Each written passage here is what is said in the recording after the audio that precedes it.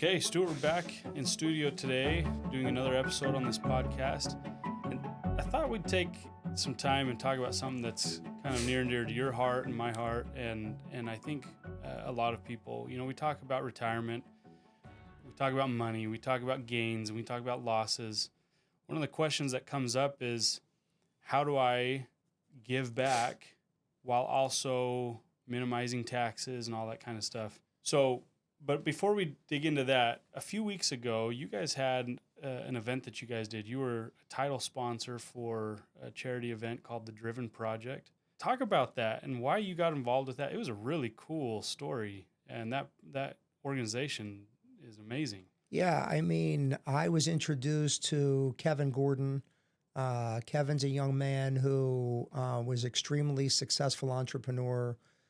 Sold his business and, with all this money that he got, he bought himself a couple fancy sport cars, a very expensive Lamborghini, another expensive, sports car and whatnot. And as the story goes, I mean, he was like, what good can I do with these fancy cars? And what started out as allowing one terminally ill child to be taken to his doctor's appointment in this fancy Lamborghini turned into this incredible charitable event called the Driven Project. And, I get choked up when I talk about it. It just, for whatever reason, hit a chord with me, even though I've been blessed with good health and I have healthy children, thankfully. And, but the Driven Project now is basically creating the best day of their lives for terminally ill and critically ill children for them and their families. I mean, and this terminology called supercar therapy, okay, meaning all of these fancy sport cars, Ferraris, Lamborghinis, McLarens, we were just out, and again, we were the title sponsor. It was at Apex Motor Speedway in Maricopa, about an hour here. The owner of Apex was very, very generous in donating the track for the day. And there were 40 terminally ill and critically ill children that got to go be driven around in these fancy cars, okay, that created the best day of their lives. Most of these children will not be alive to see next year's event. And what Kevin Gordon and his team have done is they've taken this whole project, if you will, around the world. He's a Canadian guy. They do it in Canada. It's been done in Australia. Prior to the event here in Phoenix, there was an event in Cincinnati, Ohio. And most of the other events, it's pretty amazing. They'll shut down a portion of the city. So can you imagine the work that needs to be done to shut down a portion of the city between the police department, the fire department, coordinating all that, the traffic? So for example, in Cincinnati, they shut down this whole part of the city that basically created a racetrack through the city that these children got to go through this racetrack in these fancy cars. And the end of the racetrack was where the Cincinnati Bengals play. And the kids were brought onto the field and they were given jerseys and some of the players were there. And I mean, just an amazing, amazing charity. And look, like I said, it really just struck a chord with me. And thankfully, my wife and I and our 3 children have been blessed with great health. And, I've been very, very fortunate. I've worked hard for almost 40 years now to build a successful practice. And, look, it's about giving back. And, we've been teaching our children when they get their allowance money that a portion of that money should be saved, a portion of that is available to spend, and a portion of that needs to be earmarked to give away. And my wife and I have been very, very charitable over the years and giving, and we believe in, giving, and that, that all comes back to us with, in multiples, if you will, with good things happening. And the fact that we can, impact other lives with our good fortune, I mean, is very, very fulfilling. So, but yeah, I appreciate you bringing that up. That was a pretty amazing event. And, to have our family out there and to see the kids and experience that. And, we will continue to be involved in that event because I just think it's pretty amazing, where I can't think of any better use of these $200,000, $300,000, $400,000 automobiles than to use them to create the best day of the lives of these kids and their families. I mean, what is better than that? Really? And there were 40, supercars. So therefore, there were 40 children, that got to experience that.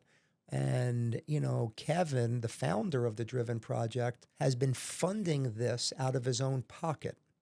So, I mean, he, at his young age, there's a lot of things he can be doing with this wealth that he has. And the fact that he, has dedicated his life at this point in time to, create these special memories, all over the world for these children with these fancy cars is amazing. And it just really, struck a chord with me. And, and I'm the type of guy that, said right away, I want to help. What can I do to help? I want to be part of that, you know what I mean, to help him. So, we've been helping him to raise some money and to raise awareness. And like I said, I mean, look, there's lots of great charities out there, and there's other charities that we support and everything. And, and yes, I understand that some people, didn't get to have Thanksgiving, dinner. And, there's a great charity here in Phoenix that we support called the Phoenix Rescue Mission, that helps to feed, and provide services to people who need it. You know what I mean? So believe me, I understand that there are lots of people who need help and all that kind of stuff. And, but again, this one's just struck a special chord with me because of having 3 young children and, seeing what these children are going through and their families and, the impact that these days have on their lives. So pretty cool. Such a cool story. One of my favorite, we're coming into Christmas. One of my favorite movies, we watch it every year with my kids, is A Christmas Carol. Yeah. I love it. And I think the story connects with just about anybody that sincerely watches it, right?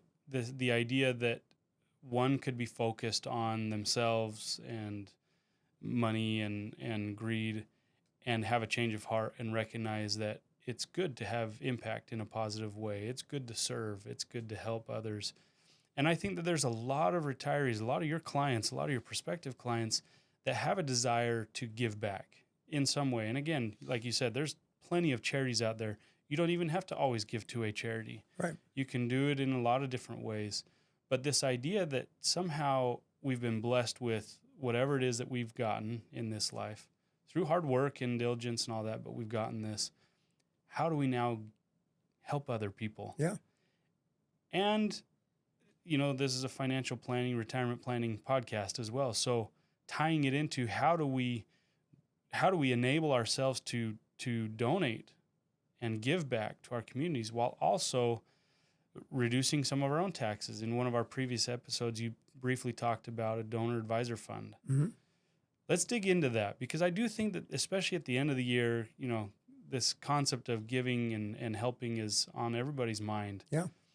Talk about what the donor advisor fund is, how it can be utilized, and how it can truly help people to give back. So again, one of the things that we talk about with our clients is disinheriting the IRS. Yeah. Right? Essentially paying the absolute legal minimum due when it comes to taxes. That's how I feel about taxes. I want to pay the absolute legal minimum due.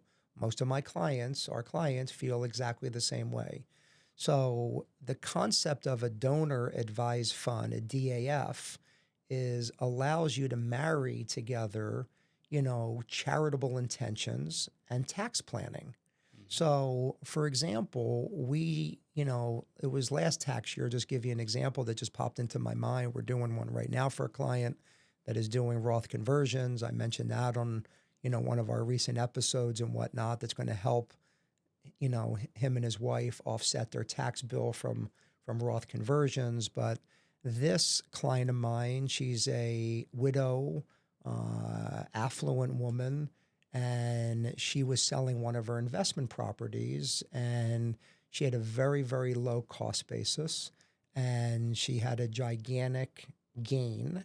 And what we were able to do, because she, A, wanted to pay less taxes, and she is very charitable, is what we took $300,000 and put it into a donor advised fund. She got an immediate tax deduction for the $300,000. How, really quickly, how does that happen? How are you able to set that up to where you can get the immediate tax benefit today when you're going to be donating it into the future? So the IRS allows you to put money into a donor advised fund, and essentially it allows you to bunch up your deductions, but get the big tax deduction today. So she needed the tax deduction to help offset this big tax bill from the sale of this rental property that she had. And we were able to wipe out the entire tax bill by putting $300,000 into the donor advised fund. Now, she has intentions over the next 3, 5, 7, 10 years to give money to the Mayo Clinic, to some of the women's shelters, to some of the other charities that are near and dear to her heart. And over time, she will direct, I want $10,000 to go here. I want $25,000 to go here. I want $5,000 to go here. And there's no time limit. So she, over the next, like I said, 1, 3, 5, 7, 9, 11, 15 years, will give away that money. Should she pass away, she named, like all of our clients have to name, what's called a successor donor. So basically, somebody would step into her shoes and then give away the money that she has already committed to charitable donations, right? But she already got the tax deduction for that $300,000 in that example. So this is an idea that many people are unaware of that even exists. It's a very, very powerful tool, okay? If somebody is just, taking the standard deduction on their tax return, oftentimes some of their charitable deductions aren't getting them any tax benefit. So why not now, if you have the money, and most of the donor advised funds have a minimum of $25,000. So again, they're not for everybody, but if you have at least $25,000 that you want to give away at some unknown time in the future. And again, you can give $1,000 a year for the next 25 years. You can give, $5,000 over the next 5 years, whatever you want to do, but that money eventually has to be given away. So again, this is a way that we marry people's charitable intentions with smart tax planning to get one step closer to disinheriting the IRS and paying the absolute legal minimum due in taxes. Awesome idea. My wife and I set up ours for our girls, for our family. We call it the Spivak Sisters Giving Fund. So when those donations go out, the check from that institution that sends the checks from our donor advised fund basically says the Spivak Sisters Giving Fund, and whoever we give that money to is where that money goes. And we've already gotten the tax deduction for it. Now we as a family can sit down and say, we're going to give some money here. We want our children to be involved in that. Maybe if you're listening, you want your children or grandchildren to be involved in that. What a great way to, instill values, your charitable giving values to children and grandchildren while you're alive. Absolutely. So share that information with your family is what I think. I love that idea, and I don't think it's widely known. I mean, I hadn't heard about it until we were talking about it on the other podcast. Sure. I understand. What a beautiful way to be able to to benefit on both sides and be able to reduce some tax liability, but also be able to earmark it and dedicate it towards. I have another charitable gentleman. We're contribution. setting up one right now as we speak. I mean, he's selling his home in Scottsdale. Him and his wife, they're very, very charitable. They're very, very involved in their church. And they have a very low cost basis. Under our current law, a husband and wife can sell their primary residence and basically exclude $250,000 per person or $500,000, okay, for a couple. But they're going to have about $1 million gain on this property. Wow. Well, they're going to have an extra $500,000 that they're going to have to pay taxes on. So they're going to take part of that money, put it into a donor advised fund, get a big tax deduction this year, 2024, to help offset that tax bill. And that now will be the vehicle that they'll use to make future donations to their local church or other charities that they support. So it's the perfect way to marry, in my opinion, tax planning and charitable giving. Let's say 3 years later, you have another capital gains event. Maybe you sell a business, maybe you sell another property. Yes, you can add to your account. You add to it? You don't have to create a separate No, fund. you can add to your donor advised fund, take another tax deduction for it. So there's no limitations on how much you can put into Nope. it or how frequently you can put it. Is there a minimum of how much you have to start with? $25,000. That's incredible. That's a really cool idea. And the nice thing about this, you don't have to know where you're going to give it all up front. You can choose over time where you want to put that. It just has to be used towards charitable donations. Correct. What you can't do is change your mind and say, Pull it out. I want to pull it out. That's a problem. Yeah. Right. But as you're planning, you just say, how much do we want to give? How do we offset taxes? And you allocate that amount and you put it in. That money has to be given away at some time in the future. What a great option. Yeah. Well, for our listeners, I hope that they have found this very insightful, awesome episode. Thank you so much. You're welcome, my friend. Thank you for having me. And we always like to share some new and great information because, like I always say that, common sense is not that common, right? I mean, and this is just one of those things that a lot of people are just unaware of, so, but yeah, I'm glad we could talk about this today. So like and subscribe to this so we can keep pumping out this kind of content for you guys, this educational value. And Stuart, we'll see you on the next episode. Thank you, my friend.